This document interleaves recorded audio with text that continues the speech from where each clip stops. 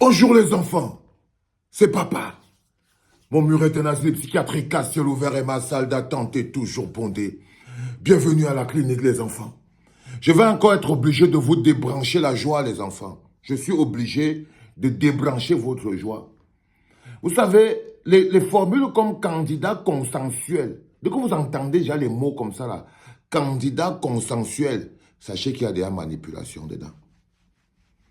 Quand vous entendez déjà candidat consensuel de l'opposition, c'est-à-dire que le candidat consensuel, c'est-à-dire que sachez que c'est maintenant un mécanisme pour endormir les Camerounais et leur faire croire que Clément Atangana pourrait déclarer un autre candidat vainqueur que celui que vous et moi nous connaissons qui est Paul Biya. C'est pour ça que vous entendez le mot candidat consensuel.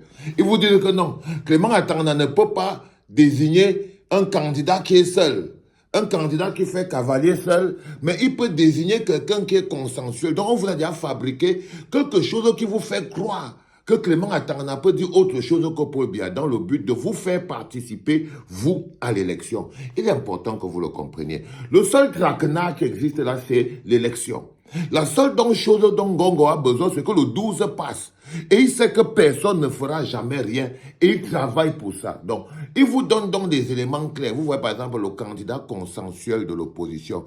C'est une fabrication spirituelle et mentale des cabinets noirs de Ngongo, Ferdinand et de la France-Afrique. Donc, ce mot a pour but d'abord de vous endormir et de vous faire participer. Et de vous faire croire que vous êtes dans quelque chose de logique. Donc, on vous fabrique le candidat consensuel de l'opposition. En ce moment, le candidat consensuel même de l'opposition qu'on a, on se demande, c'est les qui choisissent le candidat consensuel? Les gens qui ne sont pas candidats à l'élection, ou bien les différents candidats à l'élection se mettent ensemble et trouvent un consensus. Ou alors c'est les gens qui sont hors de l'élection, qui ne sont pas qualifiés pour l'élection, qui marchent dans le quartier, et finissent par décider là-bas que nous, on va entrer parmi les candidats à l'élection pour aller trouver le candidat consensuel là-bas. Est-ce que quelqu'un qui n'est pas qualifié à participer à l'élection, qui n'est pas parmi les 12 apôtres, qui est dehors pour choisir un candidat consensuel, lui, au milieu des autres là, le consensus s'est fait entre qui et qui? Le consensus s'est fait entre qui et qui? Entre les candidats à l'élection, ou bien c'est un consensus? Vous voyez ce que je veux dire? Il faut vous poser les vraies questions quand on commence déjà à attacher le sac du coquille et que ta tête est dedans. Tu te poses les vraies questions. Un consensus est retrouvé entre qui et qui. C'est ça que vous devez vous poser des vraies questions, les enfants. Donc, quand vous avez des mots de gens candidats consensuels, il faut savoir que non, il y a derrière la main du malin. Il y a derrière le chantage. Il y a derrière les micmacs politiques. Les gens commencent à se faire des micmacs. Et là, le peuple doit être éveillé. Donc, le mot d'abord, candidat consensuel, ça doit vous faire réfléchir. Maintenant, les pro-élections, il y a ce qu'on appelle les pro-élections, parce que moi, je ne suis pas un pro-élection. Je suis quelqu'un qui pense que tout ce qu'on peut faire, c'est stopper cette élection, arrêter le Conseil constitutionnel, reprendre le Conseil constitutionnel et reprendre l'élection. Je vous dis clairement que moi, je suis contre l'élection, contre la tenue de cette élection. Je suis contre la tenue même de cette élection. Je suis pour aller à la bagarre, pour enlever le Conseil constitutionnel, recommencer les investitures et pouvoir trouver enfin des vrais candidats pour l'élection du Cameroun. Donc, je ne suis pas là pour prendre le risque de traverser cette mascarade. Mais il y a les pro-élections. Ils font exactement le jeu du RDPC. Mais évidemment, ils pensent que non. C'est de bonne foi. Mais je peux vous dire que tous les pro-élections que vous voyez là, tous les gens qui courent, qui veulent aller à l'élection, qui veulent tellement y aller, vous jouez exactement le jeu du RDPC en faisant croire aux Camerounais qu'ils peuvent gagner cette élection contre Paul Biya. Le Paul Biya là. Le Paul Biya là. Parce que lorsque le RDPC va aussi susciter des partis politiques et des organisations de la société civile pour soutenir un autre candidat, qui lui, on va appeler maintenant ça le candidat de la large coalition gagnante par exemple, qu'est-ce que vous allez faire? Admettons, maintenant vous êtes là, vous avez choisi un, Issa Chiroma Bakari, vous dites que, ah oui, lui c'est lui le candidat consensuel. Ok, il est le candidat consensuel. Choisi par qui? Par le groupe de Douala. Ok, ils sont même pas, eux ils ne sont même pas les candidats. Donc je ne sais pas, le consensus a été fait avec qui, avec par rapport à quoi, dans quelle logique. C'est très compliqué.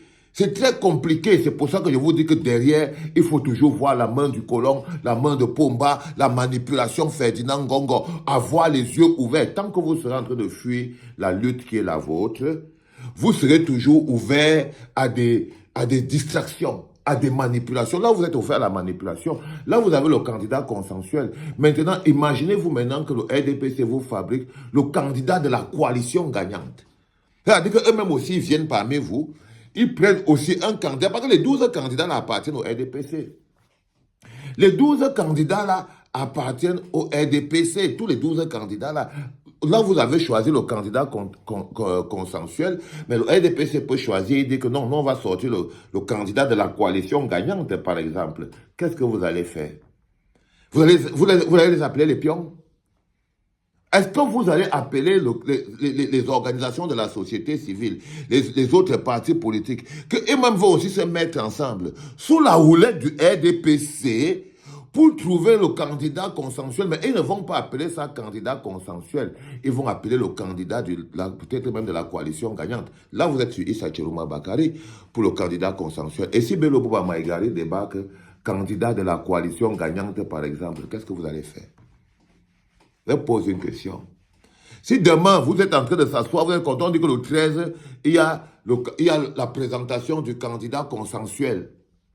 Après, on te dit que le 14, maintenant, il y a la présentation aussi du candidat de la coalition gagnante. Ça veut dire que Nkwanye, par exemple, oui, parce que Nkwanye appartient au RDPC. Donc, ils peuvent dire qu'on va aussi créer donc une coalition autour de Nkwanye, candidat de la coalition gagnante. Et vous envoie, vous avez donc le candidat consensuel qui va affronter le candidat de la coalition gagnante. Vous êtes en train d'aller vers où? Vous êtes en train d'aller vers où? C'est la question que vous devez vous poser. Vous êtes en train d'appeler vers où? Vous allez l'appeler quoi? Vous allez dire que c'est des bandits? Hein? Parce que le but de toutes ces manifestations, de toutes ces opérations, c'est de tuer toute forme de velléité de manifestation. Tous les mécanismes là ont un seul but. Détruire toute forme de velléité de manifestation. Maintenant, quand vous revenez même sur le candidat consensuel, on prend que c'est Issa Chiroma Bakari. Il est important de rappeler que le groupe de Douala qui choisit aujourd'hui Issa Chiroma Bakari comme candidat consensuel était déjà créé. Et ils avaient déjà créé le groupe de Douala.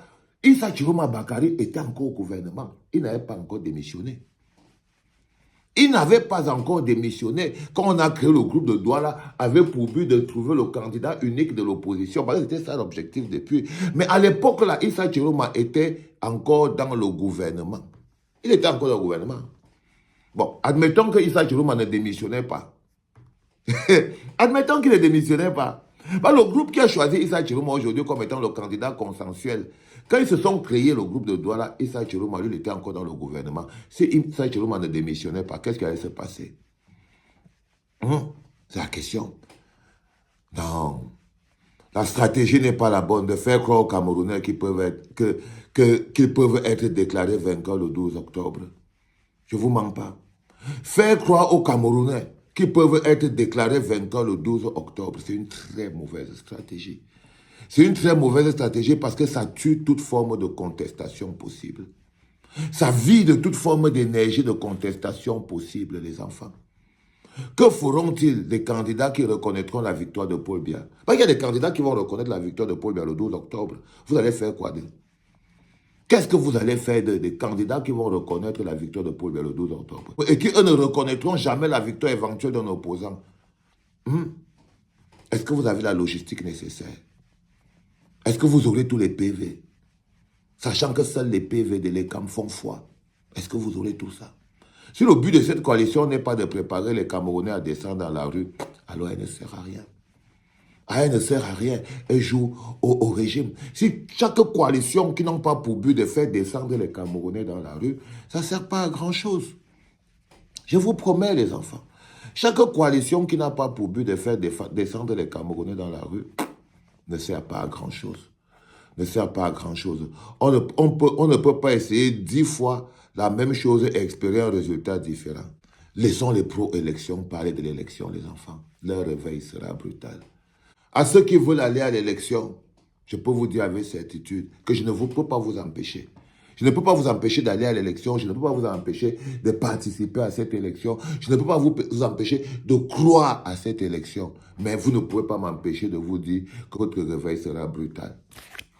Votre réveil sera brutal parce qu'à l'état actuel, il n'y a que la rue. Il n'y a que la rue qui peut libérer le Cameroun de Paul Biya. Il n'y a que la rue qui peut nous libérer. À l'instant où on parle ici. Croyez-moi, on peut penser ce qu'on veut. Vous pouvez vous énerver autant que vous voulez. Mais si vous essayez 10 fois la même chose, vous ne pouvez pas espérer un résultat différent.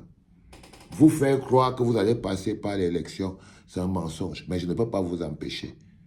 Parce que l'élection est finie le 5 août.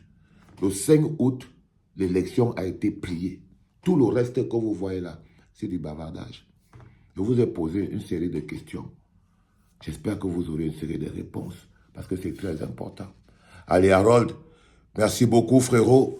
Hein? Quand ça passe comme une lettre à la poste, les gars. Partagez au maximum. Celle-là, elle est pour toi, Harold. Peace.